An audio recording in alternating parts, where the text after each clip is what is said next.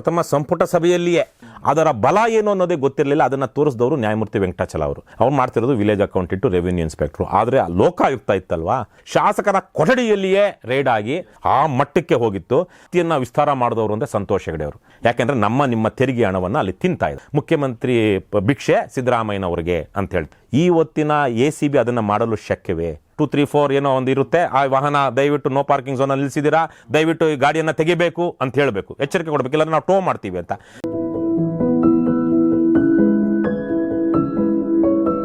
So ಇದು ಏನು ಹೇಳಿ, ಒಂದು ಜನಸಾಮಾನ್ಯರಲ್ಲಿ ಬರುವಂಥ ಡೌಟ್ಗೆ ರವಿಕೃಷ್ಣ ರೆಡ್ಡಿ ಅವರು ಕೊಟ್ಟಿರುವಂಥ ಉತ್ತರ.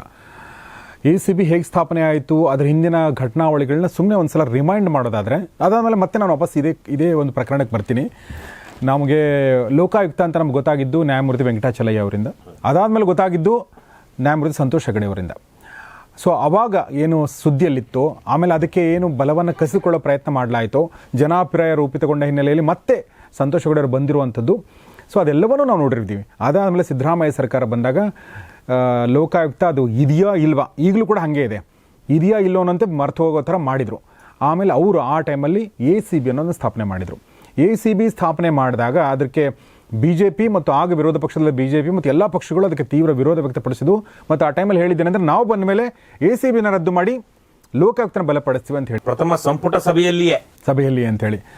ಅದಾದ ನಂತರ ಯಡಿಯೂರಪ್ಪನವರು ಮುಖ್ಯಮಂತ್ರಿ ಆದರು, ಅವರು ಆಡಳಿತ ನಡೆಸಿದರು, ಅವರು ರಾಜೀನಾಮೆ ಕೊಟ್ಟರು. ಈಗ ಬಸವರಾಜ ಬೊಮ್ಮಾಯಿ ಅವರು ಬಂದು ಅವರು ಆಡಳಿತ ನಡೆಸಿದ್ದಾರೆ. ಆದರೆ ಈ ಬಗ್ಗೆ ಚಕಾರ ಎತ್ತಿಲ್ಲ. ಏನು ಕಾರಣ ಅನ್ಸುತ್ತೆ ನಿಮಗೆ? ನೋಡಿ, ನೀವಾಗಲೇ ಹೇಳಿದಾಗೆ ನ್ಯಾಯಮೂರ್ತಿ ವೆಂಕಟಾಚಲ ಅವರಿದ್ದಾಗ ರಾಜ್ಯದ ವಿವಿಧ ಭಾಗಗಳಿಗೆ ಅವರೇ ಹೋಗ್ತಾ ಇದ್ರು. ಮುಖ್ಯವಾಗಿ ಅವರು ಲಂಚದ ಪ್ರಕರಣಗಳನ್ನ ವಿಲೇವಾರಿ ಮಾಡೋಕ್ಕಾಗಲ್ಲ, ರೈಡ್ ಮಾಡೋಕ್ಕಾಗ್ತಾ ಇರಲಿಲ್ಲ. ಯಾಕಂದ್ರೆ ಇವ್ರು ಹೋದಾಗ ಗೊತ್ತಾಗ್ತಿತ್ತು, ಗೊತ್ತಾಗದೇ ಇದ್ರೂ ಯಾರೋ ಲಂಚ ತೆಗೆದುಕೊಳ್ತಿರೋ ನೇರವಾಗಿ ಸಿಕ್ಕಾಕೊಳ್ತಾ ಇರಲಿಲ್ಲ. ಅವರು ವಿಶೇಷವಾಗಿ ಕರ್ತವ್ಯ ಲೋಪದ ಬಗ್ಗೆ, ಅಧಿಕಾರಿಗಳು ಸಮಯಕ್ಕೆ ಸರಿಯಾಗಿ ಬಂದಿದ್ದಾರೋ ಇಲ್ವೋ, ಯಾವ ಥರದ ವ್ಯವಸ್ಥೆ ಇದೆ, ಇವರು ಸರ್ಕಾರಿ ನಿಯಮಾವಳಿಗಳ ಪ್ರಕಾರ ಕೆಲಸ ಮಾಡ್ತಾ ಇದ್ದಾರೋ ಇಲ್ವೋ ಅಂತ. ಅದ್ರ ಜೊತೆಗೆ ಅದೇ ಸಂದರ್ಭದಲ್ಲಿ ಅಲ್ಲಿ ಬಂದಂಥ ಸಾರ್ವಜನಿಕರು ದೂರು ಹೇಳಿದ್ರೆ ಬಹಳ ದೊಡ್ಡ ಮಟ್ಟದಲ್ಲಿ ಚಾಟಿ ಬೀಸ್ತಾ ಇದ್ರು, ತರಾಟೆಗೆ ತೆಗೆದುಕೊಳ್ತಾ ಇದ್ರು. ಮತ್ತೆ ಅದು ಪತ್ರಿಕೆಗಳಲ್ಲಿ, ಮಾಧ್ಯಮಗಳಲ್ಲಿ ಪ್ರಕಟವೂ ಆಗ್ತಾ ಇತ್ತು.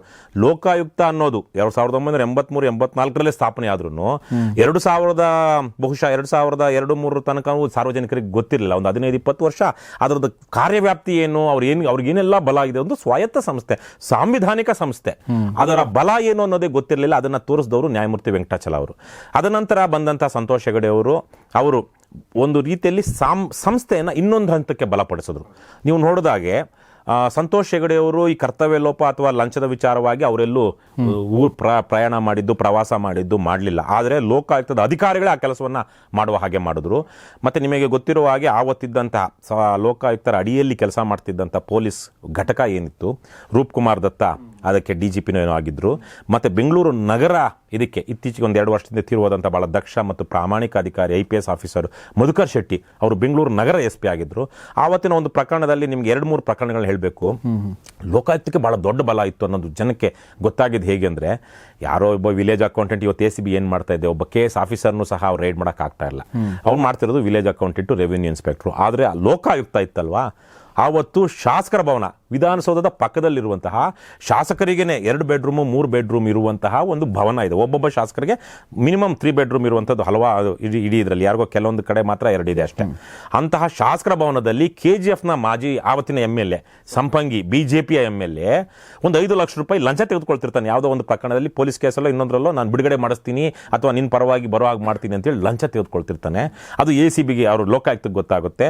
ಮಧುಕರ್ ಶೆಟ್ಟಿ ಅವರ ನೇತೃತ್ವದಲ್ಲಿ, ರೂಪ್ಕುಮಾರ್ ದತ್ತ ಮತ್ತು ಮಧುಕರ್ ಶೆಟ್ಟಿ ಅವರ ನೇತೃತ್ವದಲ್ಲಿ ಆವತ್ತು ವಿಧಾನಸೌಧದ ಪಕ್ಕದಲ್ಲಿರುವಂತಹ ಅದೇ ಕ್ಯಾಂಪಸ್ ಅಲ್ಲಿರುವಂತಹ ಶಾಸಕರ ಭವನದಲ್ಲಿ ಶಾಸಕರ ಕೊಠಡಿಯಲ್ಲಿಯೇ ರೇಡ್ ಆಗಿ ಆ MLAನ ಎಳ್ಕೊಂಡು ಅವತ್ತು ಜೈಲಿಗೆ ಕಳಿಸ್ತಾರೆ, ಎಳ್ಕೊಂಡು ಹೋಗಿ ಜೈಲಿಗೆ ಕಳಿಸ್ತಾರೆ. ಅಂತ ಒಂದು ಚಾರಿತ್ರಿಕವಾದಂತಹ ಪ್ರಕರಣ ಅದು. ಇವತ್ತು ಇವರು ಹಿಡಿತಿರೋ ಕಾಂಜಿ ಪಿಂಜಿ ಅಧಿಕಾರಿಗಳ ಮಟ್ಟಕ್ಕೆ ಆ ಥರ ಬಳಸಬಾರ್ದು. ಆದರೆ ನಾನು ಅದರ ಉನ್ನತ ಮತ್ತು ಈ ಕೆಳದರ್ಜೆ ಅದನ್ನು ಹೋಲಿಕೆ ಮಾಡೋದಕ್ಕಷ್ಟೇ ಬಳಸಿದ್ದೀನಿ. ಯಾರನ್ನು ಇದು ಮಾಡಬೇಕು, ಇನ್ಸಲ್ಟ್ ಮಾಡಬೇಕು ಅಂತಲ್ಲ. ಆದರೆ ಅವತ್ತೊಬ್ಬ ಶಾಸಕನನ್ನು ಸಹ ಅರೆಸ್ಟ್ ಮಾಡಿ ಲಂಚ ತೆಗೆದುಕೊಳ್ತಿದ್ದಂಥ ಸಂದರ್ಭದಲ್ಲಿ ಹೇಳ್ಕೊಂಡು ಹೋಗಿರೋ ಲೋಕಾಯುಕ್ತ, ಅಷ್ಟು ಬಲ ಇತ್ತು ಲೋಕಾಯುಕ್ತಕ್ಕೆ. ಅದಾದ ನಂತರ ಕಟ್ಟಾ ಸುಬ್ರಹ್ಮಣ್ಯ ನಾಯ್ಡು ಕೇಸಲ್ಲೂ ಅಷ್ಟೇ ಸುಮಾರು 6,000 ಪುಟಗಳ ಆವತ್ತಿನ ಮಂತ್ರಿಯಾಗಿದ್ದಂತಹ ಭ್ರಷ್ಟಾಚಾರದ ಪ್ರಕರಣದಲ್ಲಿ ಸಿಲುಕಿ ರಿಸೈನ್ ಮಾಡಬೇಕಾಗಿ ಬಂದಂತಹ ಆವತ್ತಿನ ಏನು ಬೃಹತ್ ಮತ್ತು ಮಧ್ಯಮ ಮತ್ತು ಬೃಹತ್ ಕೈಗಾರಿಕಾ ಸಚಿವರು ಆಗಿದ್ದಂಥ ಕಟ್ಟಾ ಸುಬ್ರಹ್ಮಣ್ಯ ನಾಯ್ಡು ಮತ್ತು ಅವರ ಮಗ ಮಾಡಿದ್ದಂತಹ ದೊಡ್ಡ ಮಟ್ಟದ ಭ್ರಷ್ಟಾಚಾರದ ವಿಚಾರವಾಗಿ 6,000 ಪುಟಗಳ ಚಾರ್ಜ್ ಶೀಟನ್ನು ಮಧುಕರ್ ಶೆಟ್ಟಿ ಅವರ ನೇತೃತ್ವದ ಬೆಂಗಳೂರು ನಗರ ಲೋಕಾಯುಕ್ತ ಘಟಕ ಹಾಕುತ್ತೆ. ಆ ಮಟ್ಟಕ್ಕೆ ಹೋಗಿತ್ತು. ಅದನ್ನು ಇನ್ನೊಂದು ಹಂತಕ್ಕೆ ವಿಸ್ತರಿಸಿದವರು ಅಥವಾ ವ್ಯಾಪ್ತಿಯನ್ನು ವಿಸ್ತಾರ ಮಾಡಿದವರು ಅಂದರೆ ಸಂತೋಷ್ ಹೆಗಡೆ ಅವರು. ಅವರು ರೈಡ್ ಅಲ್ಲ, ಅವರು ರಿಪೋರ್ಟೇ ಕೊಟ್ಟರು. ಹೇಗೆ ಆವತ್ತಿನ ಮುಖ್ಯಮಂತ್ರಿ ಮತ್ತು ಹಿಂದಿನ ಮುಖ್ಯಮಂತ್ರಿಗಳು ಗಣಿಗಾರಿಕೆ ವಿಚಾರದಲ್ಲಿ ಏನೆಲ್ಲ ಕಾನೂನು ಬಾಹಿರ ಅಕ್ರಮಗಳನ್ನು ಮಾಡಿದ್ದಾರೆ ಅಂತೇಳಿ ಆವತ್ತಿನ CM ಯಡಿಯೂರಪ್ಪನವರು ಸಹ ಅಪರಾಧ ಕೃತ್ಯದಲ್ಲಿ ಭಾಗವಹಿಸಿದ್ದಾರೆ, ಅಕ್ರಮ ಮಾಡಿದ್ದಾರೆ ಅಂತೇಳಿ ರಿಪೋರ್ಟ್ ಕೊಟ್ಟರು. ಚಾರಿತ್ರಿಕವಾದಂಥ ರಿಪೋರ್ಟು ಲೋಕಾಯುಕ್ತ ಸಂತೋಷ್ ಹೆಗಡೆ ಅವರು ಕೊಟ್ಟಿದ್ದು. ಅದೇ ಕಾರಣಕ್ಕಾಗಿಯೇ ಯಡಿಯೂರಪ್ಪನವರು ರಾಜೀನಾಮೆ ಕೊಡಬೇಕಾಗಿ ಬಂದಿದ್ದು ಮತ್ತು ಆ ರಿಪೋರ್ಟಿನ ಆಧಾರದ ಮೇಲೇ ಯಡಿಯೂರಪ್ಪನವರು ಬಂಧನಕ್ಕೊಳಗಾಗಿ ಪರಪ್ಪನಗರದಲ್ಲಿ 27-28 ದಿವಸ ಇದ್ದಿದ್ದು. ಅದು ಲೋಕಾಯುಕ್ತದ ಸಾಮರ್ಥ್ಯ, ತಾಕತ್ತು ಏನೆಲ್ಲ ಮಾಡಬಹುದು ಅನ್ನೋದಕ್ಕೆ. ನೀವು ಕೇಳಿದ್ರಿ ಈಗ ಲೋಕಾಯುಕ್ತ ಬದುಕಿದೆಯೋ ಬದುಕಿಲ್ವೋ ಅಂತ. ಲೋಕಾಯುಕ್ತ ಬದುಕಿದೆ, ಯಾಕೆಂದರೆ ನಿಮ್ಮ ತೆರಿಗೆ ಹಣವನ್ನು ಅಲ್ಲಿ ತಿಂತಾ ಇದ್ದಾರೆ. ಇವತ್ತಿಗೂ ಅದು ಏನಾಯಿತು, ಈ ಲೋಕಾಯುಕ್ತ ಸಂತೋಷ್ ಹೆಗಡೆ ಅವರ ವರದಿ, SR ಹಿರೇಮಠರು ಗಣಿಗಾರಿಕೆಯ ವಿರುದ್ಧ ಮಾಡಿದಂಥ ಹೋರಾಟ, ಅವತ್ತು ಭಾರತ ಭ್ರಷ್ಟಾಚಾರದ ವಿರುದ್ಧ ಭಾರತ ಏನು ಇಂಡಿಯಾ ಅಗೇನ್ಸ್ಟ್ ಕರಪ್ಷನ್ ಇತ್ತು, ಅವೆಲ್ಲ ಮೂವ್ಮೆಂಟ್ಗಳ ಕಾರಣಕ್ಕಾಗಿ 2013ರಲ್ಲಿ ಒಂದು ಸಾರ್ವಜನಿಕವಾಗಿ ಜನಾಭಿಪ್ರಾಯ ರೂಪುಗೊಳ್ತು. BJP ಭ್ರಷ್ಟ ಸರ್ಕಾರ, ನಾವು ಇದನ್ನು ಶಿಕ್ಷಿಸಬೇಕು ಅಂತೇಳಿ. ಅದರ ಫಲಾನುಭವಿ ಯಾರಾದರೂ ಸಿದ್ದರಾಮಯ್ಯ ಆದರು. ಭ್ರಷ್ಟಾಚಾರದ ವಿರುದ್ಧ ಜನಾಭಿಪ್ರಾಯ ರೂಪುಗೊಂಡಿಲ್ಲ ಅಂದರೆ ಸಿದ್ದರಾಮಯ್ಯನವರು ಮುಖ್ಯಮಂತ್ರಿ ಆಗೋದಕ್ಕೆ ಸಾಧ್ಯವೇ ಇರಲಿಲ್ಲ 2013. ಅದ್ರ ಫಲಾನುಭವಿ ಅನ್ನಬಹುದು ಅಥವಾ ನಾನು ಹಲವು ಸಂದರ್ಭಗಳಲ್ಲಿ ಕಟುವಾಗಿ ಹೇಳಬೇಕು ಅಂತೇಳಿ ಸಂತೋಷ್ ಹೆಗಡೆ, SR ಹಿರೇಮಠರು ಮತ್ತು IASC ಮೂವ್ಮೆಂಟ್ ಕೊಟ್ಟಂತಹ ಭಿಕ್ಷೆ ಮುಖ್ಯಮಂತ್ರಿ ಭಿಕ್ಷೆ ಸಿದ್ದರಾಮಯ್ಯನವರಿಗೆ ಅಂತ ಹೇಳ್ತೀನಿ. ಸೊ ಆದರೆ ಅದೇ ಸಿದ್ದರಾಮಯ್ಯನವರು 2016ಕ್ಕೆ ಏನು ಮಾಡಿದ್ರು, ದೊಡ್ಡ ಜನದ್ರೋಹವನ್ನು ಮಾಡಿ ಲೋಕಾಯುಕ್ತವನ್ನು ವಿಭಜನೆ ಮಾಡಿ, ಒಂದು ಕಡೆ ಲೋಕಾಯುಕ್ತ ಬರೀ ಕರ್ತವ್ಯ ಲೋಪದ ವಿಚಾರಕ್ಕೆ ವಿಚಾರಣೆ ಮಾಡುವಂಥ ಲೋಕಾಯುಕ್ತ, ಇನ್ನೊಂದು ಭ್ರಷ್ಟಾಚಾರ, ಲಂಚ ಈ ಥರದ್ದೇನಿದೆ ಈ ಪ್ರಕರಣಗಳಿಗೆ ACB ಅಂತ ಮಾಡೋದು. ಆ ACB ಯಾರ ಅಧೀನದಲ್ಲಿರುತ್ತೆ, ಆ ರಾಜ್ಯದ ಮುಖ್ಯಮಂತ್ರಿ ಅಥವಾ ಗೃಹ ಮಂತ್ರಿ ಅಧೀನದಲ್ಲಿರುತ್ತೆ. ಯಾಕಂದರೆ ACB ಎಲ್ಲ ಅಧಿಕಾರಿಗಳು ಪೊಲೀಸರು ಯಾರ ಅಧೀನದಲ್ಲಿ ಬರ್ತಾರೆ, ಗೃಹ ಮಂತ್ರಿ. Political masters. ಸಂತೋಷ್ ಹೆಗಡೆ ಅವರ ಕಾಲಕ್ಕೆ ACBಯ ಪ್ರತಿಯೊಬ್ಬ ಪೊಲೀಸ್ ಅಧಿಕಾರಿಗೂ ಹೆಡ್ ಯಾರಿದ್ರು, ಲೋಕಾಯುಕ್ತರಿದ್ದರು. ಈಗ 2016ರಿಂದ ಈಚೆಗೆ ACBಗೆ ಒಬ್ಬ ADGPನೋ ಅಥವಾ ಏನೋ ಒಬ್ರು ಇರ್ತಾರೆ, ಆತನ ಮೇಲೆ IGP, IG ಮತ್ತು DGP ಇರ್ತಾರೆ, ಅವರ ಮೇಲೆ ಚೀಫ್ ಸೆಕ್ರೆಟರಿ ಇರ್ತಾರೆ, ಅವರ ಮೇಲೆ ಗೃಹ ಮಂತ್ರಿ, ಅವ್ರ ಮೇಲೆ ಅಥವಾ ಮುಖ್ಯಮಂತ್ರಿ, ಈ ಥರಕ್ಕೆ ಇದೊಂದು ಚೈನ್ ಆಫ್ ಕಮಾಂಡ್ ಸೃಷ್ಟಿ ಆಗ್ಬಿಡ್ತು. ಸೊ ಈ ಕಾರಣದಿಂದಾಗಿ ಇವತ್ತಿರುವಂಥ ಲೋಕಾಯುಕ್ತರ ಬಗ್ಗೆ ನಮ್ಗೆ ಯಾವ ಗೌರವವೂ ಉಳಿದಿಲ್ಲ. ನಿಜಕ್ಕೂ ಲೋಕಾಯುಕ್ತ ಸಂಸ್ಥೆ ಇವತ್ತು ದಂಡಪಿಂಡ. ಯಾರಿದ್ದಾರೆ ಈಗ? ನನಗೆ ಎಕ್ಸಾಕ್ಟ್ ನಂಗೆ ನೆನಪು ಬರ್ತಾ ಇಲ್ಲ, ಹೆಸರು ನನಗೂ ಹೆಸರು ಬರ್ತಾ ಇಲ್ಲ, ಬಟ್ ಶೆಟ್ಟಿ ಅಂತ ನನಗೆ ಗೊತ್ತಿರೋ ಹಾಗೆ. ಅವರು ವಯೋವೃದ್ಧರು, ಅವರು ನಿಜಕ್ಕೂ ದಂಡಪಿಂಡ. ಲೋಕಾಯುಕ್ತ ಕಳೆದ 2016ರಿಂದ ಈಚೆಗೆ ಏನೇನೂ ಕೆಲಸವನ್ನು ಮಾಡಿಲ್ಲ. ಒಂದು ಏನು ಅಂದರೆ, ಅವತ್ತು ವಿಭಜನೆ ಆದಾಗ ಕೋರ್ಟ್ಗೆ ಹೋದಾಗ, ಈಗಲೂ ಕೋರ್ಟಲ್ಲಿ ಕೇಸ್ ನಡೀತಾ ಇದೆ, ಅದು ಸರಿಯೋ ತಪ್ಪು ಅಂತ. ಆ ಪ್ರಕರಣದಲ್ಲಿ ಕೋರ್ಟ್ ಏನು ಹೇಳ್ತು, ಯಾವೆಲ್ಲ ಪ್ರಕರಣಗಳು 2016 ತನಕ ಇನ್ಕ್ಲೂಡಿಂಗ್ ಲಂಚ ಮತ್ತು ಭ್ರಷ್ಟಾಚಾರದ ಪ್ರಕರಣಗಳು ದಾಖಲಾಗಿವೆ ಲೋಕಾಯುಕ್ತದಲ್ಲಿ, ಅದನ್ನು ಪೊಲೀಸ್ ಸಿಬ್ಬಂದಿ ಅಥವಾ ಪೊಲೀಸ್ ಘಟಕ ಏನಿತ್ತು ಲೋಕಾಯುಕ್ತದಲ್ಲಿ ಅವರೇ ಮಾಡಬೇಕು ಮತ್ತು ಅವರು ಮುಂದುವರಿಬೇಕು ಈ ಪ್ರಕರಣಗಳ ವಿಲೇವಾರಿ ಆಗೋ ತನಕ ಅಂತ ತೀರ್ಪು ಕೊಡ್ತು. ಸೊ ಹೀಗಾಗಿ 2016 ಹಿಂದಿನ ಎಲ್ಲ ಭ್ರಷ್ಟಾಚಾರ ಪ್ರಕರಣಗಳನ್ನು ಇವತ್ತಿಗೂ ಲೋಕಾಯುಕ್ತದಲ್ಲಿ DGP ಇದ್ದಾರೆ, SPಗಳಿದ್ದಾರೆ. ಲೋಕಾಯುಕ್ತದಲ್ಲಿ ಪೊಲೀಸು 300-400 ಜನ ಪೊಲೀಸ್ ಸಿಬ್ಬಂದಿ ಇವತ್ತು ಕೆಲಸ ಮಾಡ್ತಾ ಇದ್ದಾರೆ. ಏನೂ ಕೆಲಸ ಇಲ್ಲ. 2016 ಹಿಂದಿನ ಕೇಸ್ಗಳನ್ನು ಕೋರ್ಟ್ಗೆ ಪ್ರೆಸೆಂಟ್ ಮಾಡೋದು, ಸುಮ್ಮನೆ ಖಾಲಿ ಪುಕ್ಕಟ್ಟು ತಿರುಗಾಡ್ಕೊಂಡಿರೋದು, ಜನರ ತೆರಿಗೆ ಹಣವನ್ನು ಈ ತರಕ್ಕೆ ಪೋಲ್ ಮಾಡ್ತಾ ಇರೋದು. ಬಟ್ ಅದರಲ್ಲೂ ಕೂಡ ಅದಕ್ಕೆ ಆ ಕೇಸ್ಗಳು ಆಗಿಲ್ಲ. ಅವನು ಸಹ ನಾವು ಇತ್ತೀಚೆಗೆ ಕೇಳಿದ್ದೀವಿ, ಲೋಕಾಯುಕ್ತದಲ್ಲಿ ವರ್ಷಕ್ಕೆ ಎಷ್ಟು ದುಡ್ಡು ಖರ್ಚಾಗ್ತಾ ಇದೆ ಏನು ಅಂತ. ಅದರಲ್ಲಿ ಇವೆಲ್ಲರ ಸಂಬಳವು ಸೇರಿದ್ರೆ ಅಲ್ಲೂ ಒಂದು 10-15 ಕೋಟಿ ಖರ್ಚಾಗ್ತಿದೆ. ಅದನ್ನು ಹೊರತುಪಡಿಸಿ ಬೇರೆ ಬೇರೆ ಏನು ಡೆವಲಪ್ಮೆಂಟ್ ಚಾರ್ಜಸ್ಸು, ಇನ್ನೊಂದು ಯಾವುದೋ ಒಂದು ಕಾರಿಗೆ, ಇನ್ನೊಂದಕ್ಕೆ ಸಿಬ್ಬಂದಿ ನಿರ್ವಹಣೆಗೆ, ಪೀಠೋಪಕರಣಗಳಿಗೆ ಅಂತೇಳಿ ವರ್ಷಕ್ಕೆ 2-3 ಕೋಟಿ ಇವತ್ತಿನ ಲೋಕಾಯುಕ್ತ ಖರ್ಚು ಮಾಡ್ತಾ ಇದೆ. ಇವ್ರು ಯಾವತ್ತಾದರೂ ಹೋಗಿ ವೆಂಕಟಾಚಲ ಅವರು ಹೋದಾಗೆ ಯಾವುದಾದ್ರೂ ಮೂಲೆಗೆ ಹೋಗಿ ಅಧಿಕಾರಿಗಳು ಕರ್ತವ್ಯ ಲೋಪ ಎಸಗಿರೋದನ್ನು ಮಾತನಾಡಿದ್ದಾರಾ? ಇವತ್ತಿರುವಂಥ ಲೋಕಾಯುಕ್ತ ಅಂತೂ ಪೂರ್ತಿಯಾಗಿ ದಂಡಪಿಂಡ ಸಂಸ್ಥೆ, ಏನೇನು ಅನುಕೂಲ ಇಲ್ಲ. ಮತ್ತೆ ಭ್ರಷ್ಟಾಚಾರ ನಿಗ್ರಹ ದಳ ಅಂತ ಏನು ಮಾಡಿದ್ರು, ಅದು ಆಗಲೇ ಹೇಳಿದಾಗೆ ಸಂತೋಷ್ ಹೆಗಡೆ ಅವರ ಸಂದರ್ಭದಲ್ಲಿ IPS ಆಫೀಸರ್ಗಳು ಹೋಗಿ, ಪೊಲೀಸರು ಹೋಗಿ ಆವತ್ತಿನ ಆಡಳಿತ ಪಕ್ಷದ ಶಾಸಕನನ್ನೇ ಅರೆಸ್ಟ್ ಮಾಡಿದ್ರು ಮತ್ತು ಸಂತೋಷ್ ಹೆಗಡೆಯವರು ಆವತ್ತಿನ ಮುಖ್ಯಮಂತ್ರಿಯ ವಿರುದ್ಧವೇ ಸಾಕ್ಷ್ಯಾಧಾರಗಳ ಸಮೇತವಾಗಿ ಅಕ್ರಮ ಮಾಡಿದ್ದನ್ನು ವರದಿ ಕೊಟ್ಟರು. ಇವತ್ತಿನ ACB ಅದನ್ನು ಮಾಡಲು ಶಕ್ಯವೇ? ಯಾರನ್ನು ಹಿಡಿತಾ ಇದ್ದಾರೆ? ನಮ್ಮಂಥವ್ರು ಹೋಗಿ ಯಾರೊಬ್ಬ RIO, ವಿಲೇಜ್ ಅಕೌಂಟೆಂಟೋ, ರೆವಿನ್ಯೂ ಇನ್ಸ್ಪೆಕ್ಟರೋ, SDAನೋ FDAನೋ ಯಾವುದೋ ಒಂದು ಲಂಚವನ್ನು ಕೇಳಿದಾಗ ಯಾಕಂದರೆ ತಹಸೀಲ್ದಾರ್ಗಳು ಮೇಲ್ಮಟ್ಟದವ್ರು ಇನ್ನೂ ಸ್ವಲ್ಪ ಹುಷಾರಾಗಿರ್ತಾರೆ. ಆ ಮಟ್ಟದಲ್ಲಿ ಇರುವಂಥವ್ರು ಜಾಸ್ತಿ ಜನ ಬರೋದು ಇಲ್ಲ, ಯಾಕಂದರೆ ಅವ್ರು ದೊಡ್ಡ ಮಟ್ಟದಲ್ಲಿ ಲೇವಾದೇವಿ ನಡೀತಾ ಇರುತ್ತೆ. ಸೊ ಈ ಸಣ್ಣ ಪುಟ್ಟ ಇವ್ರ ವಿರುದ್ಧವಾಗಿ ಲಂಚದ ಪ್ರಕರಣಗಳನ್ನ ತೆಗೆದುಕೊಂಡು ಹೋದಾಗ ಅದನ್ನು ಮನಸ್ಸಿಲ್ಲದೆ ಕಷ್ಟಪಟ್ಟುಕೊಂಡು, ಅದಕ್ಕೆ ಮನಸ್ಸಿಲ್ಲದೆ ಕಷ್ಟಪಟ್ಕೊಂಡು 2 ಉದಾಹರಣೆ ಕೊಡ್ತೀನಿ. ಸೊ ನಾವು ಮಾತಾಡ್ತಾ ಇದ್ವಿ ಲೋಕಾಯುಕ್ತದ ಬಗ್ಗೆ. ಲೋಕಾಯುಕ್ತ ನ್ಯಾಯಮೂರ್ತಿಗಳು ಅಂತ ನಾವೇನು ಅನ್ಕೋತಾ ಇದೀವಿ. ಈಗ ನಮಗೆ ನೆನ್ಪು ಬರ್ತಾ ಇಲ್ಲ, ದೇವರಣೆ ನಂಗೆ ನಿಜವಾಗ್ಲೂ ನೆನ್ಪು ಬರ್ತಾ ಇಲ್ಲ, ಸರ್ಗೂ ನೆನ್ಪು ಬರ್ತಾ ಇಲ್ಲ, ಶೆಟ್ಟಿ ಅಂತ ಇರಲಿ. ಅಂದರೆ ಆ ಒಂದು ಸ್ಥಾನದ ಬಗ್ಗೆ ನಮಗಿರುವಂಥ ಆಕ್ರೋಶ ಬಿಟ್ಟರೆ, ಆ ಸ್ಥಾನದ ಬಗ್ಗೆ ನಮಗಿರುವಂಥ ಗೌರವ ಮತ್ತು ಆ ಕೆಲಸ ಮಾಡ್ತಾ ಇಲ್ಲನೋ ಆಕ್ರೋಶ ಬಿಟ್ಟರೆ ವೈಯಕ್ತಿಕವಾಗಿ ಏನು ಪ್ರಶ್ನೆ ಇಲ್ಲ ಇಲ್ಲಿ. ಸೊ ಇಲ್ಲಿ ಈಗಿನ ಲೋಕಾಯುಕ್ತ ಈಗೇನೋ ಇದೆ ಅಂತ ಹೇಳಿದ್ರಿ ನೀವು, ಮತ್ತೆ ಏನಾದರೂ ಕೆಲಸ ಮಾಡ್ತಿರ್ಬೇಕಲ್ವ? ನೀವೇನಾದ್ರೂ ದೂರು ಕೊಟ್ಟು ಏನಾದರೂ ಆಗಿದೆಯಾ? ನಾವು ಜಯನಗರ ಶಾಪಿಂಗ್ ಕಾಂಪ್ಲೆಕ್ಸು ಅದು ಸುಮಾರು 15-20 ಕೋಟಿ ಖರ್ಚು ಮಾಡಿ 3-4 ವರ್ಷಗಳ ಕಾಲ ಹಾಗೆ ಬಿದ್ದಿತ್ತು. ಆ ವಿಚಾರವಾಗಿ ಈಗಿರೋ ಲೋಕಾಯುಕ್ತಕ್ಕೆ ಕಂಪ್ಲೇಂಟ್ ಕೊಟ್ವಿ. ಸುಮಾರು 2 ವರ್ಷ ಆದಮೇಲೆ ಸತತವಾಗಿ ನಾವು ಲೋಕಾಯುಕ್ತದ ಬೆನ್ನು ಬಿಡದೆ ಪ್ರತಿಯೊಂದು ಹಿಯರಿಂಗಿಗೂ ಹೋಗಿ, ಅದು ಒಂದು ಕೋರ್ಟ್ ತರಕ್ಕೆ ನಡೆಯುತ್ತೆ, ಹೋಗಿ ಅವ್ರ ಸರ್ಕಾರಿ ಅಧಿಕಾರಿಗಳ ಮೇಲೆ ಚಾಟಿ ಬೀಸಿ ನಮ್ಮ ವಾದವನ್ನು ಕೇಳಿ ಸಾರ್ವಜನಿಕ ಹಿತಾಸಕ್ತಿಯಿಂದ ಮಾಡಿದ್ದಂಥದ್ದು. ಅದಾದಮೇಲೆ ಅಲ್ಲೊಂದು ಮಾತ್ರ ಆ ಪ್ರಕರಣದಲ್ಲಿ 2 ವರ್ಷ ಆದಮೇಲೆ 15-20 ದಿವಸ ತಿಂಗಳಿಗೆ ಬಗೆಹರಿಸಬಹುದಾಗಿರುವಂಥ ಪ್ರಕರಣ ಸುಮಾರು 2 ವರ್ಷಗಳಾದಮೇಲೆ ಆಯಿತು. ಈಗ ಜಯನಗರ ಶಾಪಿಂಗ್ ಕಾಂಪ್ಲೆಕ್ಸ್ ಹೊಸ ಕಟ್ಟಡ, ಸಾರ್ವಜನಿಕರ ತೆರಿಗೆ ಹಣದಲ್ಲಿ ಕಟ್ಟಿರುವಂಥ ಕಟ್ಟಡ ಈಗ ಮುಕ್ತವಾಗಿದೆ. ಅಲ್ಲಿ ವ್ಯವಹಾರ ವಾಣಿಜ್ಯ ವಹಿವಾಟು ನಡೀತಾ ಇದೆ. ಅದು ಬಿಟ್ಟರೆ ಬಹುತೇಕ ಸಂದರ್ಭಗಳಲ್ಲಿ ಲೋಕಾಯುಕ್ತದಲ್ಲಿ ಹಾಕುವಷ್ಟು ಬಿ ರಿಪೋರ್ಟು ಬಹುಶಃ ಪೊಲೀಸ್ ಸ್ಟೇಷನ್ನಲ್ಲೂ ಹಾಕೋದಿಲ್ಲ. ಹಿರಿಯ ಸರ್ಕಾರಿ ಅಧಿಕಾರಿಗಳಿಗೆ ಲೋಕಾಯುಕ್ತ ಸಂಸ್ಥೆ ಅಂಜುತ್ತೆ ಯಾವ್ಯಾವುದೋ ಕಾರಣಗಳಿಗಾಗಿ. ಮತ್ತೆ ಆದರೂ ಕೆಲವೊಂದು ಪ್ರಕರಣಗಳಲ್ಲಿ ಲೋಕಾಯುಕ್ತ ತಪ್ಪು ಮಾಡಿದಂಥ ಅಧಿಕಾರಿಗಳ ವಿರುದ್ಧ ಪ್ರಬಲವಾದ ಸಾಕ್ಷ್ಯಾಧಾರಗಳಿದ್ದಾಗ ಸರ್ಕಾರಕ್ಕೆ ಇವರು ತಪ್ಪು ಮಾಡಿದ್ದಾರೆ, ಕರ್ತವ್ಯ ಲೋಪ ಎಸಗಿದ್ದಾರೆ, ಇವರಿಗೆ ನೀವು ಶಿಸ್ತು ಕ್ರಮ ಜರುಗಿಸಬೇಕು ಅಂತ ಮುಖ್ಯಮಂತ್ರಿಗಳಿಗೆ ಬರೆಯುತ್ತೆ, ಸರ್ಕಾರಕ್ಕೆ ಬರೆಯುತ್ತೆ. ಅದನ್ನ ಮುಖ್ಯಮಂತ್ರಿಗಳು ಸಂಪುಟ ಸಭೆ ಇರುತ್ತಲ್ಲ, ಕ್ಯಾಬಿನೆಟ್ ಮೀಟಿಂಗಲ್ಲಿ ಅದರಲ್ಲಿ ಚರ್ಚೆಗೆ ಬರುತ್ತೆ, ಅದು ಆ ವರದಿ ಬರುತ್ತೆ. ಅದರಲ್ಲಿ ಇಲ್ಲಿ ತನಕ ಲೋಕಾಯುಕ್ತರ ಶಿಫಾರಸಿನ ಆಧಾರದ ಮೇಲೆ ಕ್ರಮ ತೆಗೆದುಕೊಂಡಿರುವಂಥ ಉದಾಹರಣೆಗಳೇ ಇಲ್ಲ. ಯಾಕಂದ್ರೆ ಈ ಭ್ರಷ್ಟರು ಅವರ ಕಬಂಧ ಬಾಹುಗಳು ಅಲ್ಲಿ ತನಕ ಮುಟ್ಟಿರುತ್ತೆ. ಎಷ್ಟೋ ಜನ ತಹಸೀಲ್ದಾರರದು ಇಲ್ಲ, ಇದನ್ನು ನಾವು ಪರಿಗಣಿಸಲಾಗುವುದಿಲ್ಲ ಅಂತಲೇ, ಅಂದರೆ ಮುಖ್ಯ ಲೋಕಾಯುಕ್ತರ ಮುಖಕ್ಕೆ ಹೊಡೆದ ಹಾಗೆ ಅಲ್ಲಿ ಅವ್ರನ್ನ ವಜಾ ಮಾಡಲಾಗಿದೆ. ಇನ್ನು ACB ವಿಚಾರಕ್ಕೆ ಬರೋದಾದರೆ, ಈಗ ನಮ್ಮ 1-2 ಪ್ರಕರಣದಲ್ಲಿ ACB ಅವರು ಹೇಗೆ ವರ್ತನೆ ಮಾಡ್ತಾರೆ ಅಂತ ನೋಡಿದಾಗ, ಬಹಳಷ್ಟು ಜನ ACB ಅವರಿಗೆ ವಿಶೇಷವಾಗಿ ಕೆಳ ಹಂತದ ಅಧಿಕಾರಿಗಳು ಯಾವುದೋ ಅವರಿಗೆ ಗೊತ್ತಿಲ್ಲದಿರುವಂಥವ್ರ ಬಗ್ಗೆ ಕೆಲಸ ಮಾಡಲೇಬೇಕು ಅನ್ನುವಂಥ ಒತ್ತಾಯಕ್ಕೆ ಮಾಡ್ತಾರೆ ಹೊರತು, ಯಾರೊಬ್ಬರು ಬಂದಿದ್ದಾರೆ, ದೂರು ತಂದಿದ್ದಾರೆ, ನನ್ನ ಕರ್ತವ್ಯ ಅದು, ಆತನಿಗೆ ಯಾವನಾರು ಲಂಚ ಕೇಳ್ತಾ ಇದ್ದರೆ ಆ ಲಂಚಕೋರರನ್ನು ಹಿಡಿದು ಈತನಿಗೆ ನ್ಯಾಯ ದೊರಕಿಸಿಕೊಡುವುದು ನನ್ನ ಕರ್ತವ್ಯ ಅಂತ ಭಾವಿಸ್ತಾ ಇಲ್ಲ.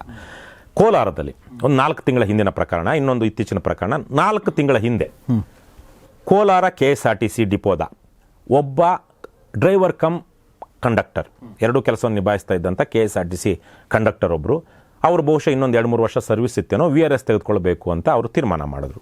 ಏನೋ ವೈಯಕ್ತಿಕವಾದ ಸಮಸ್ಯೆನೋ ಅಥವಾ ಇನ್ನೊಂದೋ ಸಾಕಾಗಿತ್ತೋ ಏನೋ. ಅದಕ್ಕೆ ಅಲ್ಲಿನ depot manager, divisional manager, depot manager, ಏನು DC ಅಂತಾರೆ KSRTCಲಿ, ಆತ NOC ಕೊಡಬೇಕಾಗಿತ್ತು. ಈ ವ್ಯಕ್ತಿ ಹೋಗಿ ನಾನು VRS ತೆಗೆದುಕೊಳ್ತಾ ಇದ್ದೀನಿ, ಹಾಗಾಗಿ ಅದಕ್ಕೆ ನನಗೆ ನೋ ಅಬ್ಜೆಕ್ಷನ್ ಸರ್ಟಿಫಿಕೇಟ್, ನಿರಾಕ್ಷೇಪಣಾ ಪತ್ರ ಕೊಡಿ ಅಂತ ಅರ್ಜಿ ಕೊಡ್ತಾರೆ. ಆ ನೀಚ ಭ್ರಷ್ಟ DC 50,000 ರೂಪಾಯಿ ಲಂಚ ಕೇಳುತ್ತೆ. ಓಹೋ, ರಿಸಿಗ್ನೇಷನ್ ಕೊಡೋಕ್ಕೆ, VRS ತಗೊಳ್ಳೋಕ್ಕೆ, NOC ಕೊಡೋದಕ್ಕೆ ಹಿರಿಯ ಅಧಿಕಾರಿ ಆತ ತನ್ನ ಅಧೀನ ಸಿಬ್ಬಂದಿಯಿಂದಾನೆ, ಇನ್ನೊಬ್ಬ ಸರ್ಕಾರಿ ಅಧಿಕಾರಿಯಿಂದಾನೆ ಲಂಚ ಕೇಳ್ತಾನೆ. ಇನ್ನೆಷ್ಟು ನೀಚ ಮತ್ತು ಭ್ರಷ್ಟ ಇರಬಹುದು ಆತ. ಸೊ ಈ ವ್ಯಕ್ತಿ, ನಾನು ಏನು ತಪ್ಪು ಮಾಡಿಲ್ಲ, ನನ್ನ ನ್ಯಾಯಬದ್ಧ ಹಕ್ಕು ಅದು, ನಾನು VRS ತಗೊಳ್ತೀನಿ ಅಂದರೆ ಸರ್ಕಾರ ನನ್ನ ಕಡೆ ಅದು ಅವ್ರದ್ದೇನು ನನ್ನ ಕಡೆಯಿಂದ ಅವ್ರಿಗೇನು ಬಾಕಿ ಇಲ್ಲ ಅಂದಾಗ ಅದು ನಿರಾಕ್ಷೇಪಣಾ ಪತ್ರ NOC ಪಡೆದುಕೊಳ್ಳೋದು ನನ್ನ ಹಕ್ಕು. ನಾನು ಯಾಕೆ ಈತನಿಗೆ 50,000 ರೂಪಾಯಿ ಕೊಡಬೇಕು? ಯಾಕಂದ್ರೆ ಬಹುಶಃ ಕಂಡಕ್ಟರ್ಗಳು, ಡ್ರೈವರ್ಗಳು, ಬಹುತೇಕ ಜನ ವಿಶೇಷವಾಗಿ ಡ್ರೈವರ್ಗಳಂತೂ ಬಹಳ ಕಷ್ಟಪಟ್ಟು ಕೆಲಸ ಮಾಡಿರ್ತಾರೆ. ಅದೇನು ಅಷ್ಟು ಸುಲಭ ಅಂತೂ ಅಲ್ವೇ ಅಲ್ಲ. ಕಂಡಕ್ಟರ್ಗಳು ಕೆಲವೊಂದು ಕಡೆ ದುಡ್ಡು ತಿಂತಾರೆ, ಮೋಸ ಮಾಡ್ತಾರೆ ಅಂತ ಅನ್ನೋದು ಸಹಜ ಜನಾಭಿಪ್ರಾಯ ಇದ್ರೂ, ಡ್ರೈವರ್ಗಳಿಗಂತೂ ಬಹುತೇಕ ಸಂದರ್ಭಗಳಲ್ಲಿ ಅವರು ನಿಜಕ್ಕೂ ಕಷ್ಟಪಟ್ಟು ಕೆಲಸ ಮಾಡಿರ್ತಾರೆ. ಹಾಗಾಗಿ 50,000 ಏನು ಅದೇನು ಮರದಲ್ಲಿ ಬಿಡುತ್ತೆ, ದುಡ್ಡು ಇಲ್ವಲ್ಲ, ಅವ್ರು ಕಷ್ಟಾರ್ಜಿತವಾದದ್ದೇ ಅವರದ್ದೇ ಪಾಲಲ್ಲಿ ಕೊಡಬೇಕು. ಹಾಗಾಗಿ ಆ ಮನುಷ್ಯ ಕೋಲಾರ ACB ಅವ್ರನ್ನ ಸಂಪರ್ಕಿಸ್ತಾರೆ.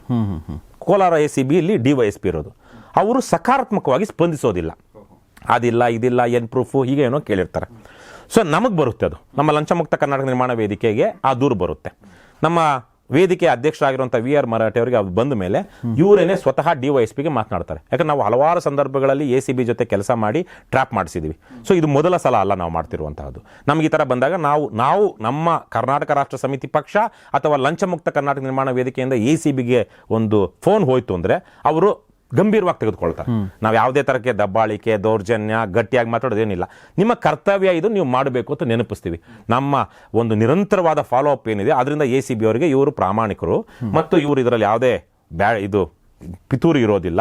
ಇವರಿಗೆ ನಾವು ಪರಿಗಣಿಸಲಿಲ್ಲ ಅಂದರೆ ಇವರು ನಮ್ಮ ವಿರುದ್ಧವೇ ಎಲ್ಲಿ ಬೇಕೋ ಅಲ್ಲಿ ಕಾನೂನು ಕ್ರಮಕ್ಕೆ ಮುಂದಾಗ್ತಾರೆ ಅನ್ನುವಂಥ ಒಂದು ಎಚ್ಚರ ACBಲಂತೂ ಇದೆ. ಆದರೆ ಅಷ್ಟು ಹೋದ್ರೂ ಅಲ್ಲಿನ DYSP ಹಿಂದೆ ಮುಂದೆ ನೋಡ್ತಿದ್ನಂತೆ. ತಕ್ಷಣ ನಮ್ಮವರು, ಯಾಕಂದ್ರೆ ಇದು ಇಟ್ಸ್ ಎ ಗೋಲ್ಡನ್ ಪೀರಿಯಡ್, ಆ ಟೈಮಲ್ಲಿ ಒಂದು 2 ದಿವಸ 3 ದಿವಸ ಆದ್ಮೇಲೆ ಅವನಿಗೇನೋ ವಾಸನೆ ಬರಬಹುದು.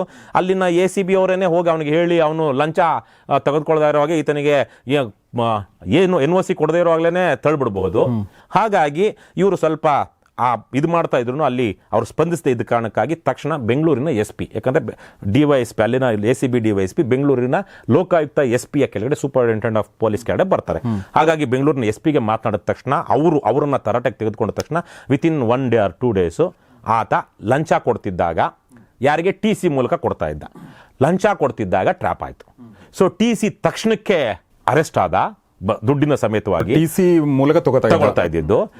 DC ಅಂದ್ರೆ DC ಹೇಳಿದ್ದು TC ಕೊಡು ಅಂತ, TC ಕೊಡ್ತಾ ಇದ್ದಾಗ ತಗೊಂಡ. ಇನ್ನು DCನ ಅರೆಸ್ಟ್ ಮಾಡಬೇಕು ಅನ್ನೋವಾಗ ತಕ್ಷಣಕ್ಕೆ ಆತನಿಗೆ ಮಾಹಿತಿ ಗೊತ್ತಾಗಿ ಫೋನು ಗೀನು ಎಲ್ಲ ಸ್ವಿಚ್ ಆಫ್ ಮಾಡಿಕೊಂಡು ಅವನಿಗೆ ಕಾರು ಇರುತ್ತೆ ಎಲ್ಲ ಬಿಟ್ಬಿಟ್ಟು ತಪ್ಪಿಸ್ಕೊಂಡು ಹೋಗ್ಬಿಟ್ಟ. ಹಲವು ದಿವಸಗಳು ಇತ್ತೀಚೆಗೆ ಅರೆಸ್ಟ್ ಆಗಿದ್ದಾನೋ ಏನೋ ಗೊತ್ತಿಲ್ಲ, ಯಾಕಂದ್ರೆ ಅದಕ್ಕೆ ನಾನ್ ಬೇಲಬಲ್, ಇವತ್ತೆಲ್ಲ ನಾಳೆ ಆತ ಅರೆಸ್ಟ್ ಆಗಲೇಬೇಕು, ಆಗಿರಬಹುದು, ಆಗಿರ್ತಾನೆ. ಆತ ತಪ್ಪಿಸಿಕೊಂಡು ಹೋದವನು ಇಲ್ಲಿ ತನಕ ಹಲವಾರು ದಿನಗಳ ಕಾಲ ಸಿಗಲಿಲ್ಲ. ಅಥವಾ ಒಬ್ಬ DC ಆಗಿ ಈ ತರಕ್ಕಾದಾಗ ಏನು ವ್ಯವಸ್ಥೆ ಅನ್ನೋದು ಒಂದು ಪ್ರಶ್ನೆ. ಅದೊಂದು ಪ್ರಕರಣದಲ್ಲಿ ACB ಅವರು ಹೀಗೆ ಮಾಡ್ತಾರೆ ಅಂದರೆ ಕೆಲವೊಂದು ಜಿಲ್ಲೆಗಳಲ್ಲಿ ಕೆಲವೊಂದು ಅಧಿಕಾರಿಗಳು, ACB ಅಧಿಕಾರಿಗಳೇ ಕೆಲಸ ಮಾಡೋದಕ್ಕೆ ಆಸಕ್ತಿ ಇರೋದಿಲ್ಲ. ಇನ್ನೊಂದು ಮೊನ್ನೆ ಇಲ್ಲಿ ಒಂದು ಪ್ರಕರಣ, ಇಲ್ಲೇ ನಿಮ್ಮ ಸ್ಟುಡಿಯೋಯಿಂದ ಕೇವಲ 1-2 ಕಿಲೋಮೀಟರ್ ದೂರದಲ್ಲಿರುವಂಥ JP ನಗರ ಪೊಲೀಸ್ ಠಾಣೆಯ ವ್ಯಾಪ್ತಿಯಲ್ಲಿ ನಡೆದಂಥದ್ದು. ನಿಮಗೆ ಗೊತ್ತಿದೆ ಬೆಂಗಳೂರಿನಲ್ಲಿ ಟೋಯಿಂಗ್ ಹೇಗೆ ಮಾಡ್ತಾರೆ, 2 ವೀಲರ್ಸು ಮತ್ತು 4 ವೀಲರ್ಸು. ಯಾವುದೇ ಒಂದು ವಾಹನ, ದ್ವಿಚಕ್ರ ಅಥವಾ 4 ಚಕ್ರಗಳ ವಾಹನ ನೋ ಪಾರ್ಕಿಂಗ್ ಝೋನಲ್ಲಿ ನಿಂತಿದ್ದಾಗ ಅಲ್ಲಿಗೆ ಬಂದಂತಹ ಪೊಲೀಸ್ ಅಧಿಕಾರಿಗಳು, ಒಬ್ಬ ಮಿನಿಮಮ್ ASI ಇರಬೇಕು, ಅವರು ಅನೌನ್ಸ್ ಮಾಡಬೇಕು. ಅದಕ್ಕೊಂದಷ್ಟು ಸಮಯ ಇರುತ್ತೆ. ನಾವು ಇಂಥ KA 5101-234 ಏನೋ ಒಂದು ಇರುತ್ತೆ, ಆ ವಾಹನ ದಯವಿಟ್ಟು ನೋ ಪಾರ್ಕಿಂಗ್ ಝೋನಲ್ಲಿ ನಿಲ್ಲಿಸಿದ್ದೀರಾ, ದಯವಿಟ್ಟು ಈ ಗಾಡಿಯನ್ನು ತೆಗಿಬೇಕು ಅಂತ ಹೇಳಬೇಕು, ಎಚ್ಚರಿಕೆ ಕೊಡಬೇಕು. ಇಲ್ಲ ನಾವು ಟೋ ಮಾಡ್ತೀವಿ, 3 ನಿಮಿಷ ಏನೋ ಟೈಮ್ ಕೊಡಬೇಕು, ಅಷ್ಟು ತನಕ ಅನೌನ್ಸ್ ಮಾಡ್ತಾ ಇರಬೇಕು. ಅಷ್ಟು ಮಧ್ಯದಲ್ಲಿ ಅವ್ರು ಬಂದ್ರೆ ಆತನಿಗೆ ನೋ ಪಾರ್ಕಿಂಗ್ಗೆ ಫೈನ್ ಹಾಕಿ, ಹಾಗಂತೇಳಿ ಬಿಟ್ಟು ಅಲ್ಲ, ನೋ ಪಾರ್ಕಿಂಗ್ಗೆ ಫೈನ್ ಹಾಕಿನೋ ಅದೇನೋ ಇದಿರುತ್ತೆ, ಕಾನೂನು ಪ್ರೊಸೀಜರ್ ಪ್ರಕಾರ ಅವನಿಗೆ ಗಾಡಿ ಬಿಟ್ಟು ಕಳಿಸ್ತಾರೆ. ಆದರೆ ಬೆಂಗಳೂರಲ್ಲಿ ಏನಾಗುತ್ತೆ, ಬೆಂಗಳೂರಲ್ಲಿ ಟೋಯಿಂಗ್ ವಾಹನಗಳದ್ದೇ ಒಂದು ದಂಧೆ. ಬರ್ತಿದ್ದಂಗೆ ಎತ್ತಾರೆ, ಅವ್ರು ಏನು ಮಾಡಿದ್ರೆ ಆ ಹುಡುಗರು, ಖಾಸಗಿ ಹುಡುಗರು, ಅವರು ಪೊಲೀಸರು ಅಲ್ಲ, ಬ್ಲೂ ಹಾಕೊಂಡಿರ್ತಾರೆ. ಅವರಿಗೆ ಒಂದು ರೀತಿಯಲ್ಲಿ ಮೃಷ್ಟಾನ್ನ ಭೋಜನ ನೋಡಿದಾಗ ಹಸಿದವನು ಹೇಗೆ ಗಬಗಬ ಅಂತ ತಿಂತಾನೋ ಆ ತರಕ್ಕೆ ಬಂದು ಮುಂದೆ ಒಬ್ಬ ಹಿಂದೆ ಒಬ್ಬ ತೆಗೆದುಕೊಂಡು ಎತ್ತು ಬಿಸಾಕ್ತಿರ್ತಾರೆ. ಟೈಲ್ ಗೇಟ್ ಹೋಯ್ತಾ, ಅದ್ರದ್ದು ಹ್ಯಾಂಡ್ಲ್ ಹೋಯ್ತಾ, ಬ್ರೇಕ್ ಹೋಯ್ತಾ, ಮಿರರ್ ಹೋಯ್ತಾ, ಏನು ಬೇಕಾಗಿಲ್ಲ ಅವ್ರಿಗೆ. ಯಾಕೆಂದರೆ ಅವ್ರಿಗೆ ಅದರಲ್ಲಿ ದುಡ್ಡಿದೆ, ಒಂದೊಂದು ವಾಹನ ಇರ್ತದೆ ಇಷ್ಟಿದೆ ಅಂತ. ಸೊ ಈ ವಿಚಾರವಾಗಿ ಮೊನ್ನೆ ಒಬ್ಬ ವ್ಯಕ್ತಿ, ನಮ್ಮ ಪಕ್ಷದ ಜೊತೆಗೆ ಕೆಲಸ ಮಾಡುವಂಥ ವ್ಯಕ್ತಿ, JP ನಗರ ಪೊಲೀಸ್ ಠಾಣೆ ವ್ಯಾಪ್ತಿಯಲ್ಲಿ ಆತಂದು ಟೋ ಮಾಡಿಬಿಟ್ಟಿದ್ದಾರೆ. ಈತ ಬಂದಿದ್ದಾನೆ, ನೋಡಿದ್ದಾನೆ, ಗಾಡಿ ಇಲ್ಲ, ಕೇಳಿದರೆ ಟೋಯಿಂಗ್ ಮಾಡಿದ್ದಾರೆ ಅಂತ ಹೇಳಿದರೆ ಅಲ್ಲಿಗೆ ಹೋಗ್ತಾನೆ. ಅಲ್ಲಿಗೆ ಹೋದಾಗ ಆತನಿಗೆ 1600 ರೂಪಾಯಿ ಬಿಲ್ ಆಗಿರುತ್ತೆ. ಅಂದರೆ 1600 ರೂಪಾಯಿ ಕಟ್ಟಬೇಕಾಗುತ್ತೆ. ನೋ ಪಾರ್ಕಿಂಗ್ ಝೋನಲ್ಲಿ ನಿಲ್ಲಿಸಿರೋದಕ್ಕಿಷ್ಟು, ಟೋಯಿಂಗ್ ಮಾಡಿರೋದಕ್ಕಿಷ್ಟು ಅಂತೇಳಿ ಅದು 700-800 ದಂಡ ಪ್ಲಸ್ ಅಥವಾ 1000 ರೂಪಾಯಿ, ಮಿಕ್ಕಿದ 500-600 ರೂಪಾಯಿ ಟೋಯಿಂಗಿಗೆ. ಯಾಕಂದರೆ ಆ ವಾಹನಕ್ಕೂ ದುಡ್ಡು ಕೊಡಬೇಕಲ್ವ, ಅದು ಚಾರ್ಜಸ್ ಅಂತಿರುತ್ತೆ. ಅದಕ್ಕಷ್ಟು 1600 ರೂಪಾಯಿ ಕೊಡಬೇಕು. ಅಂದರೆ ಅಲ್ಲಿ ಪೊಲೀಸ್, ಈ ಖಾಸಗಿ ವ್ಯಕ್ತಿ ಯಾರು ಟೋಯಿಂಗ್ ಮಾಡುವಂಥ ವಾಹನದ ವ್ಯಕ್ತಿ, ಅವನ ಹತ್ರ ಹೋಗಬೇಕು. ಪೊಲೀಸ್ ಅಲ್ಲೇ ಇರ್ತಾರೆ, ನೇರವಾಗಿ ಅವ್ರ ಹತ್ರನೇ ಪೊಲೀಸ್ ಹತ್ರ ಹೋಗೋದಕ್ಕೆ ಮೊದಲೇ ಇವರು ಕಾವಲು ಭಟ್ರು ಅಲ್ಲಿ ನಿಂತಿರ್ತಾರೆ. ಸೊ 1600 ಆಗುತ್ತೆ, 800 ಕೊಟ್ಟರೆ ನಾವು ಹಾಗೆ ಬಿಟ್ಟು ಕಳಿಸ್ತೀವಿ ಅಂತ ಆಲ್ರೆಡಿ ನಮೂದಾಗಿರುತ್ತೆ, ರೆಕಾರ್ಡು ಆಗಿರುತ್ತೆ, ವಿಡಿಯೋನೂ ಆಗಿರುತ್ತೆ. ನಿಜಕ್ಕೂ ಅದು ಇದರಲ್ಲಿ ಯಾವ ವಾಹನವನ್ನು ಎಲ್ಲಿಂದ ಟೋ ಮಾಡಿದೀವಿ ಅಂತೆಲ್ಲ ದಾಖಲೆಗಳು ಇರಬೇಕಲ್ವಾ. ತೆಗೆದುಕೊಂಡು ಇವರೆಲ್ಲ ಒಂದು ಜಾಗದಲ್ಲಿ ಬಿಟ್ಟಿರ್ತಾರಲ್ಲ, ಅಲ್ಲೆಲ್ಲ ಇರಬೇಕು, ಪ್ರಾಪರ್ಟಿ ಅಲ್ವಾ ಯಾರದೇ ಆಗಲಿ. ಅವೆಲ್ಲವನ್ನು ಉಪೇಕ್ಷೆ ಮಾಡಿ 1600 ರೂಪಾಯಿ ಕೊಟ್ಟರೆ ಬಿಲ್ ಕೊಡ್ತೀವಿ, ಇಲ್ಲ 800 ಕೊಟ್ಟರೆ ಹಾಗೇನೆ ಬಿಟ್ಟು ಕಳಿಸ್ತೀವಿ. ಈ ಮನುಷ್ಯ ಯೋಚನೆ ಮಾಡಿ, ಇಲ್ಲ ಸರಿ ನನ್ನ ಹತ್ರ ದುಡ್ಡಿಲ್ಲ ಅಂತ ಬಂದ್ಬಿಡ್ತಾನೆ. ನಮ್ಮ ಹತ್ರ ಬರ್ತಾನೆ, ನಮ್ಮ KRS ಪಾರ್ಟಿ ಮತ್ತು ಲಂಚಮುಕ್ತ ಕರ್ನಾಟಕ ಮಾಡೋ ವೇದಿಕೆ ಪದಾಧಿಕಾರಿ, ಯಾಕಂದರೆ ಜೊತೆಗೆ ಕೆಲಸ ಮಾಡೋರಲ್ವಾ.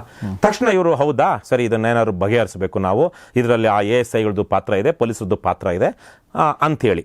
ಸೊ ಆಗ ACBಗೆ ಹೋಗಿ ದೂರು ಕೊಟ್ಟರೆ ಬೆಂಗಳೂರು ನಗರದಲ್ಲಿ, ಅಲ್ಲಿನ, ಯಾಕಂದರೆ ಇಲ್ಲಿ ದೂರು ಯಾರ ಮೇಲೆ ಇದೆ, ಪೊಲೀಸರ ಮೇಲೆ ಇದೆ. ACB ಯಾರು, ಪೊಲೀಸರೇ. ಸೊ ಪೊಲೀಸರ ಮೇಲೇ ನಾವು ಆ್ಯಕ್ಷನ್ ತಗೊಳ್ಳೋದಾ ಅಂತೇಳಿ ಅಲ್ಲಿನ ಇನ್ಸ್ಪೆಕ್ಟರ್ ಮತ್ತು DYSPಗಳು 2 ದಿವಸ ಆಟ ಆಡಿಸ್ತಾರಂತೆ. ಇಲ್ಲ ಅದಿಲ್ಲ, ಸಾಕ್ಷ್ಯಾಧಾರ ಇಲ್ಲ, ಹಾಗೆ ಹೀಗೆ, ಸಾಕಾಗ್ತಾ ಇಲ್ಲ, ಏನು ಕಾಗಕ್ಕ ಗುಬ್ಬಕ್ಕನ ಕತೆ ಅಂತಾರಲ್ವ, ಆ ಥರದ ಕತೆ ಹೇಳ್ತಾರೆ. ನಮ್ಮವ್ರು ಮತ್ತೆ ಅದೇ ಥರಕ್ಕೆ ಬೆಂಗಳೂರಿನ SP ಹತ್ರ ಹೋಗ್ತಾರೆ, ಲೋಕಾಯುಕ್ತ ACB SP ಹತ್ರ. ಅವರು ಸ್ವಲ್ಪ ಪ್ರಾಮಾಣಿಕರು ಅಂತ ನಮ್ಮಲ್ಲಿ ನಮ್ಮ ಪದಾಧಿಕಾರಿಗಳು ಹೇಳ್ತಾರೆ. ಅವರು ತಕ್ಷಣವೇ ಅವರಿಗೆ ಇದು ಮಾಡ್ತಾರಂತೆ, ಪೊಲೀಸ್ ಅಧಿಕಾರಿಗಳನ್ನ, ಕೆಳಹಂತದ ಅಧಿಕಾರಿಗಳನ್ನ ತರಾಟೆ ತೆಗೆದುಕೊಳ್ತಾರಂತೆ. ಆವಾಗ ತರಾತುರಿಯಲ್ಲಿ ಬಂದು ಗಡಿಬಿಡಿಯಲ್ಲಿ ಆತ 800 ರೂಪಾಯಿ ದುಡ್ಡು ಕೊಡುವಾಗ ಆ ಏಜೆಂಟನ್ನು ಹಿಡಿತಾರೆ. ಈಗ ಒಂದು ವಿಶೇಷವಾಗಿ ಒಂದು ಇತ್ತೀಚಿನ ACB ಅಥವಾ ಕಾನೂನುಗಳ ಪ್ರಕಾರ ಒಂದಾಗಿದೆ. ಮೊದಲೆಲ್ಲ ಸರ್ಕಾರಿ ಅಧಿಕಾರಿಗೆ ಲಂಚ ಕೊಟ್ಟರೆ ಮಾತ್ರ ಆತನನ್ನು ಟ್ರ್ಯಾಪ್ ಮಾಡಿಸಬಹುದಿತ್ತು. ಈಗ ಒಬ್ಬ ಅಧಿಕಾರಿಯ ಪರವಾಗಿ ಯಾವನೇ ಒಬ್ಬ ಖಾಸಗಿ ವ್ಯಕ್ತಿ ಲಂಚವನ್ನು ತೆಗೆದುಕೊಳ್ತಿದ್ರೆ ಆತನನ್ನು ಬಂಧಿಸಬಹುದು. ಆತನಿಗೆ ಯಾವ ಅಧಿಕಾರಿ ಲಂಚ ತೆಗೆದುಕೊ ಅಂತ ಹೇಳಿರ್ತಾನೋ ಆ ಅಧಿಕಾರಿಯನ್ನು ಬಂಧಿಸೋದಕ್ಕೆ ಈಗ ಅವಕಾಶ ಇದೆ. ಸೊ ಹಾಗಾಗಿ ಈಗ ಏಜೆಂಟು ಅಥವಾ ಬ್ರೋಕರು, ಮಧ್ಯವರ್ತಿ, ದಲ್ಲಾಳಿ ಅಂತ ನೀವೇನು ಹೇಳ್ತಿರೋ ಅವರ ಮೇಲೆ ದೂರು ಕೊಟ್ಟರು, ನಾನು ಸರ್ಕಾರಿ ಕೆಲಸವನ್ನ ಮಾಡಿಸ್ಕೊಡ್ತೀನಿ, ನನಗೆ ಲಂಚ ಕೊಡು, ಇಷ್ಟು ದುಡ್ಡು ಆಗುತ್ತೆ ಅಂತ ಯಾವನು ಹೇಳ್ತಾನೋ ಅವನನ್ನು ಸಹ ಇವತ್ತು ಟ್ರ್ಯಾಪ್ ಮಾಡಿಸಬಹುದು, ಆತನನ್ನು ಜೈಲಿಗೆ ಕಳಿಸಬಹುದು.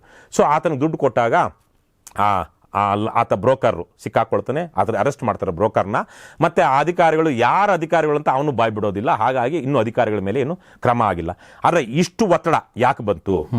ಹೋದಾಗ ಯಾರೊಬ್ರು ನೀವು ಲಂಚ ಕೇಳ್ತಿದ್ದಾರೆ ಅಂದಾಗ, ಓಹೋ ನಮ್ಮ ಕರ್ತವ್ಯ ಇದು, ತಕ್ಷಣ ಮಾಡಬೇಕು, ಏನಪ್ಪ ಹೇಗಪ್ಪ ವಿವರ ತಗೊಂಡು ಅವರು ಏನಂತಾರೆ ಸಮರೋಪಾದಿಯಲ್ಲಿ ಮಿಂಚಿನ ವೇಗದಲ್ಲಿ ಕಾರ್ಯಾಚರಣೆ ಮಾಡಿದ್ರೆ ಭ್ರಷ್ಟರು ಸಿಕ್ಕಾಕೊಳ್ತಾರೆ. ಆದರೆ ACBಯಲ್ಲಿ ಈ ತರಕ್ಕೆ ಬರುವಂತಹ ದೂರು ತೆಗೆದುಕೊಂಡು ಬರುವಂಥ ಸಾರ್ವಜನಿಕರನ್ನು ನಿರುತ್ಸಾಹಗೊಳಿಸುವಂಥ, ನಿರುತ್ತೇಜನ ಮಾಡುವಂತಹ ಒಂದು ವರ್ಗವೇ ACBಯಲ್ಲಿದೆ. ಇನ್ನೊಂದು ಪ್ರಕರಣದಲ್ಲಿ ನೀವು 2 ಪ್ರಕರಣಗಳು ಹೇಳಬೇಕು. ACBಯವರ ಕಾರ್ಯವೈಖರಿ ಹೇಗಿರುತ್ತೆ ಅಂತ ನಗುಪಾಡಲಿನ ವಿಚಾರ. ಹುಳಿಯಾರ್ನಲ್ಲಿ, ತುಮಕೂರು ಜಿಲ್ಲೆಯ ಚಿಕ್ಕನಾಯಕನಹಳ್ಳಿಯ ಹುಳಿಯಾರ್ನಲ್ಲಿ ಒಬ್ಬ ಪರಮ ಭ್ರಷ್ಟ SI ಇದ್ದಾನೆ. ಆ SI ಯಾವುದೋ ಒಂದು ಲಂಚದ ಪ್ರಕರಣದಲ್ಲಿ ದುಡ್ಡು ಬೇಕು ಅಂತ ಹೇಳಿದಾಗ ಈ ACB ಟ್ರ್ಯಾಪ್ ಮಾಡುವಂಥ ಸಂದರ್ಭದಲ್ಲಿ ದುಡ್ಡು ಕೊಟ್ಟಾಗ ACBಯವರು ಬಂದಿದ್ದಾರೆ ಅಂತ ಗೊತ್ತಾದ ತಕ್ಷಣ ಆತ ತಪ್ಪಿಸ್ಕೊಂಡು ಹೊರಡ್ಬಿಡ್ತಾನೆ, ಸಿಗೋದೇ ಇಲ್ಲ. ಇವ್ರು ACBಯವರು ಅವ್ರನ್ನ ಹಿಡಿಯೋದಕ್ಕೆ ಪ್ರಯತ್ನಿಸ್ತಾರೋ ಇಲ್ವೋ, ಆತ ಗೊತ್ತಾದ ತಕ್ಷಣ ಗೋಡೆನೋ ಕಾಂಪೌಂಡ್ ಹಾರಿ ಹೋಗ್ಬಿಡ್ತಾನೆ. ಆದರೆ ಆ ವ್ಯಕ್ತಿಯನ್ನು ಆಮೇಲೇನು ಅಲ್ಲಿ ಲಂಚ ಕೊಟ್ಟಿರೋದಕ್ಕೆ ತಾನೇ ಇವರು ಬಂದಿರೋದು. ACBಯವರು ಬಂದಾಗ ಯಾವ ಅಧಿಕಾರಿ ಲಂಚಕೋರ ಅಲ್ಲದೆ ಬರೋಲ್ಲ. ಆ ಟೈಮಲ್ಲಿ ಲಂಚ ತೆಗೆದುಕೊಳ್ಳೋದಿರೋನು ಹೆಂಗೆ ಓಡೋಕ್ಕಾಗುತ್ತೆ? ಅವನ ಹತ್ರ ದುಡ್ಡೇ ಇಲ್ಲ ಅಂದರೆ ನಾನು ಲಂಚ ತೆಗೆದುಕೊಂಡಿಲ್ಲ ಅಂತ ಹೇಳ್ಬಹುದು. ಆದರೆ ಅವನ ಹತ್ರ ದುಡ್ಡಿದೆ, ಎಲ್ಲ ಸಾಕ್ಷ್ಯಾಧಾರಗಳಿದೆ, ಅದು ಸಿಕ್ಕಾಕೊಳ್ತೀನಿ ಅಂತ ಓಡೋಗಿದ್ದಾನೆ. 4 ತಿಂಗಳಾಯಿತು. ದುರಂತದ ವಿಚಾರ ಅಂದರೆ ಇವತ್ತಿಗೂ ಆ ಭ್ರಷ್ಟ SI ಚಿಕ್ಕನಾಯಕನಹಳ್ಳಿ ತಾಲೂಕಿನ ಹುಳಿಯಾರ್ನಲ್ಲಿ ಕರ್ತವ್ಯ ನಿರ್ವಹಿಸ್ತಾ ಇದ್ದಾನೆ. ವಾಪಸ್ ಬಂದು ವಾಪಸ್ ಓಡೋಗ್ಬಿಟ್ಟು 2-3 ದಿವಸ ಆದ್ಮೇಲೆ ಇವ್ರು ಕೇಸ್ ಹಾಕೋದಿಕ್ಕಾಗೋದಿಲ್ಲ, FIR ಹಾಕೋದಿಕ್ಕಾಗೋದಿಲ್ಲ, ಅಂದ್ರೆ ಅರೆಸ್ಟ್ ಮಾಡುವಂತಹದ್ದು ಗ್ರೌಂಡ್ಸ್ ಇಲ್ಲ ಅಲ್ಲಿ. ಅವನ ಹತ್ರ ದುಡ್ಡು, ಈಗ ನಾನು ಹೇಳಿದಾಗಲೇ ರೆಡ್ ಹ್ಯಾಂಡ್ ಆಗಿ ಸಿಗ್ಬೇಕಲ್ವಾ, ಸಾಕ್ಷ್ಯಾಧಾರಗಳ ಕೊರತೆ. ಹಾಗಾಗಿ ಆತನನ್ನು ಅರೆಸ್ಟ್ ಮಾಡುವ ಆಗಿಲ್ಲ. ಆದರೆ ಮಾಧ್ಯಮದಲ್ಲಿ ವಿಸ್ತೃತವಾಗಿ ಬಂತು, TV ಮಾಧ್ಯಮಗಳಲ್ಲಿ, ಪತ್ರಿಕೆಗಳಲ್ಲಿ ಎಲ್ಲ ಆತ ಓಡಿ ಹೋದ SI ಅಂತ ಹಾಕಿದ್ರೆ, ಹುಳಿಯಾರು ಓಡಿ ಹೋದ SI ಅಂತ ನೀವು ಗೂಗಲಲ್ಲಿ ಸರ್ಚ್ ಮಾಡಿದ್ರೆ ಆತನ ಕಥೆಯೇ ಬರುತ್ತೆ. ಇನ್ನೊಂದು ಪ್ರಕರಣ, ಇತ್ತೀಚೆಗಾಗಿ ಇನ್ನೊಂದು ಪೊಲೀಸ್ ಪ್ರಕರಣ ನಿಮ್ಗೆ ಗೊತ್ತಿರೋ ಹಾಗೆ, ಇನ್ನೊಬ್ಬ SI ಬಹುಶಃ ಬೆಂಗಳೂರಲ್ಲೇ ಇರಬೇಕು, ಬೆಂಗಳೂರು ಅಥವಾ ಸುತ್ತಮುತ್ತಲ ಯಾವುದೋ ಒಂದು ಇದರಲ್ಲಿ, ಯಾಕಂದ್ರೆ ಅಲ್ಲಿ ನೀಲಗಿರಿ ತೋಪು ಬರುತ್ತೆ ಪ್ರಕರಣದಲ್ಲಿ. ಆ SI ಲಂಚ ತೆಗೆದುಕೊಳ್ಳಿರುವಾಗ ಸಿಕ್ಕಾಕೊಂಡ್ಬಿಡ್ತಾನೆ. ಸಿಕ್ಕಾಕೊಂಡ ಮೇಲೆ ಆತನನ್ನು ಸ್ಟೇಷನಲ್ಲಿ ಇಟ್ಕೊಂಡು ಇವರು ಮಹಜರು, ಪಂಚನಾಮೆ ಅದೆಲ್ಲ ಮುಂದುವರಿಸ್ತಾ ಇರ್ತಾರೆ. ಅದೇ ಸ್ಟೇಷನಲ್ಲೇ ಯಾರು ACB ಅಧಿಕಾರಿಗಳು ಕುಳಿತುಕೊಂಡು ಅವನಿಗೆಲ್ಲ ಕೂತ್ಕೊಳ್ಳೋದಕ್ಕೆ ಹೇಳಿರ್ತಾರೆ. ಯಾಕಂದ್ರೆ ಅವನು ಅಧಿಕಾರಿ ಸ್ಥಾನದಲ್ಲಿ ಕೂತ್ಕೊಳ್ಳೋಕ್ಕಾಗಲ್ವಲ್ಲ, ಆಲ್ರೆಡಿ ಇವ್ರು ಕಸ್ಟಡಿಯಲ್ಲಿದ್ದಾನೆ, ಅಂದ್ರೆ ಪೊಲೀಸರ ಅಧೀನದಲ್ಲಿ. ಅಂದ್ರೆ ಈಗ ಆರೋಪಿಗಳು ಹೆಂಗೆ ಕೂತ್ಕೋತಾರೆ ಅದರ ಕೂಡಿಸಿದ್ದಾರೆ. ಇವನು ಅದ್ಯಾವುದೋ ಮಾಯದಲ್ಲಿ ಮೆತ್ತಿಗೆ ಆಚೆ ಬಂದ್ಬಿಟ್ಟಿದ್ದಾನೆ. ಆಚೆ ಬಂದು ಅಲ್ಲಿದ್ದಂಥ ಒಂದು ಬೈಕು ಅವಂದೇ ಸಹೋದ್ಯೋಗಿದೋ ಯಾರ್ದೋ ತಗೊಂಡು ಓಡ್ತಾ ಇದ್ದಾನೆ. ಅವನನ್ನ ಹಿಡಿಯೋದಿಕ್ಕೆ ಒಳಗಡೆ ಇದ್ದಂಥ ACB ಅಧಿಕಾರಿಗಳು, ಪೊಲೀಸರು ಗಾಬರಿಯಾಗಿ ಹಿಡೀರೋ ಅಂತ ಬರ್ತಾರೆ. ಸಾರ್ವಜನಿಕರು ಅವ್ರ ಹಿಂದೆ ಹೋಗ್ತಾರೆ. ದೊಡ್ಡ ವೈರಲ್ ಆಯ್ತು ವಿಡಿಯೋ ಇತ್ತೀಚೆಗೆ ನೀವು ನೋಡಿದಾಗೆ. ಆಮೇಲೆ ನಾಪತ್ತೆ ಅವನು. ಆಮೇಲೆ ಇವರು ACBಯವರು ಯಾವ್ಯಾವುದೋ ಗಾಡಿಗಳು ತಗೊಂಡು ಅವನನ್ನು ಅಟ್ಟಿಸ್ಕೊಂಡು ಹೋಗ್ತಾರೆ. ಎಲ್ಲೋ ಒಂದು 2-3 ಕಿಲೋಮೀಟರ್ ಆದಮೇಲೆ ಅವನು ಯಾವುದೋ ಆ ಗಾಡಿಯನ್ನು ಯಾವುದೋ ಒಂದು ನೀಲಗಿರಿ ತೋಪಿನಲ್ಲಿ ಬಿಟ್ಟು ಅಲ್ಲಿ ಅವನ ಪೊಲೀಸ್ ಡ್ರೆಸ್ಸನ್ನು ತೆಗೆದು ಒಳಗಡೆ ಏನು ಶರ್ಟ್ ಹಾಕೊಂಡಿದ್ದೋ ಏನು ಮಾಡಿದ್ನೋ ಇನ್ನೊಂದು ಬೇರೆ ಸಿವಿಲ್ ಡ್ರೆಸ್ಗೆ ಹಾಕೊಂಡಿದ್ದ ಅಂತಾರೆ. ಅದು ಹೆಂಗೆ ಆ ಸಿವಿಲ್ ಡ್ರೆಸ್ ಸಿಕ್ತೋ ಅವನಿಗೂ ಗೊತ್ತಿಲ್ಲ. ಒಟ್ಟಿನಲ್ಲಿ ಅವನು ಆ ಗಾಡಿಯನ್ನು ಅಲ್ಲಿ ನಿಲ್ಲಿಸಿ ನೀಲಗಿರಿ ತೋಪಲ್ಲಿ ಬಟ್ಟೆ ಬದಲಾಯಿಸಿದ ಆದಮೇಲೆ ACBಯವರಿಗೆ ಸಿಕ್ಕಾಕೊಳ್ತಾನೆ. ಅವ್ನು ತಗೊಬರ್ತಾರೆ, ಮತ್ತೆ ಅವನ್ನ ಜೈಲಿಗೆ ಕಳಿಸ್ತಾರೆ, ಒಬ್ಬ SI. ಆದರೆ ಅವನು ಬಹುಶಃ ಇದು ಆಗಿರೋದು 1 ತಿಂಗಳ ಹಿಂದೆ. ಇನ್ನೊಂದು 2 ತಿಂಗಳಿಗೆ ಆತ ಅಮಾನತು ತೆರವಾಗುತ್ತೆ. ಜೈಲು ಹೋದ್ರು 14 ದಿವಸ ಆದಮೇಲೆ ಜುಡಿಷಿಯಲ್ ಕಸ್ಟಡಿಯಿಂದ ಬಿಡ್ತಾರೆ. ಯಾಕಂದ್ರೆ ಅದನ್ನ ವಿಚಾರಣಾಧೀನ ಕೈದಿಗಳು ಅಂತೇಳಿ ಅನಿರ್ದಿಷ್ಟವಾಗಿ ಇಟ್ಕೊಳ್ಳೋದಕ್ಕೆ ಆಗೋದಿಲ್ಲ. ಹಾಗಾಗಿ ಯಾಕಂದ್ರೆ ತನಿಖೆ ಮುಗಿದಿದೆಯಲ್ವ, ಇನ್ನು ಅಗತ್ಯ ಇಲ್ಲ ಅಂತೇಳಿ ಅವನಿಗೆ 3 ತಿಂಗಳು ನಮ್ಮ ಸಂಬಳ, ನಮ್ಮ ತೆರಿಗೆ ಹಣ ಅವನಿಗೆ ಕೊಡಲಾಗುತ್ತೆ. 3 ತಿಂಗಳಾದಮೇಲೆ ಮತ್ತೆ ಬೇಕಾದ್ರೆ ಅದೇ ಸ್ಟೇಷನ್ಗೆ ಬಂದು ಮತ್ತೆ ಅದೇ ಮಾಮೂಲಿ ವ್ಯವಹಾರ ನಡೆಸ್ತಾನೆ. ಇದು ACBಯ ವಸ್ತುಸ್ಥಿತಿ. ಇಂತಹ ಸಂದರ್ಭದಲ್ಲಿ ಭ್ರಷ್ಟಾಚಾರ ಹೇಗೆ ಕಡಿಮೆ ಆಗುತ್ತೆ? ಎಸ್, ತುಂಬ ಗಂಭೀರವಾದ ಪ್ರಶ್ನೆ. ಈಗ ಅಂದರೆ ಇಲ್ಲಿ ತನಕ ಬಂದ್ವಿ ನಾವು, ಅಂದರೆ ಮೂಲ ಪ್ರಶ್ನೆಗೆ ನಾವು ಹೋದ್ವಲ್ಲ, ಮತ್ತೆ ಮೂಲ ಪ್ರಶ್ನೆಗೆ ನಾವು ಹೋಗ್ತಾ ಇದ್ದೀವಿ ಅಂತಂದರೆ